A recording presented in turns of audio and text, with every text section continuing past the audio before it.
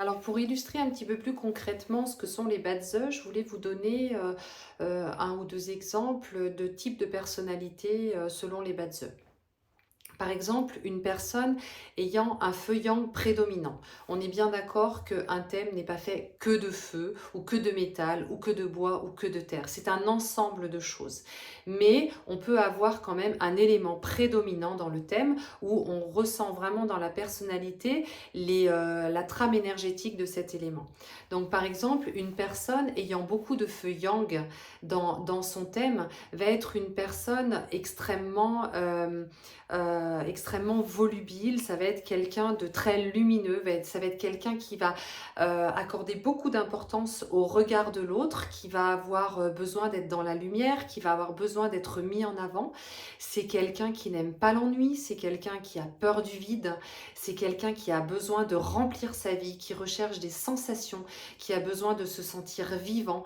C'est quelqu'un qui peut avoir une grande instabilité, qui va avoir du mal à chercher à trouver de la sérénité, de la stabilité parce qu'il a tellement peur de l'ennui, il a tellement peur du vide qu'il a toujours besoin de remplir, de remplir sa vie de plein de choses. Jusqu'à parfois se brûler les ailes. Il faut faire attention à ça. Une personne qui a énormément de feu peut avoir tendance à se brûler les ailes.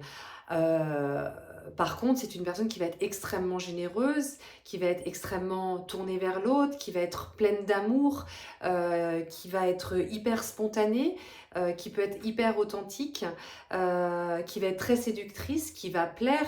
C'est la personne qu'on a l'impression de connaître depuis 20 ans alors qu'on la connaît depuis 5 minutes. Donc ça va définir une personnalité plutôt de type feu yang. À l'inverse, si on prend une personne de type métal yang, ça va être une personne qui va être extrêmement ordonnée, structurée, synthétique, qui va avoir besoin de mettre de l'ordre dans chaque chose. C'est quelqu'un qui va être loyal, honnête, droit. C'est quelqu'un qui va plutôt tenir ses émotions à distance, qui en société aime plutôt se mettre en retrait, va plutôt avoir tendance à observer la scène, observer la situation.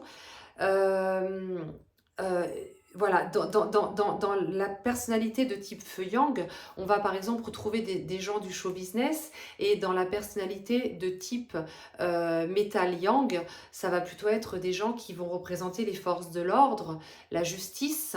Ça peut être également les médecins qui ont un esprit très cartésien, très rationnel.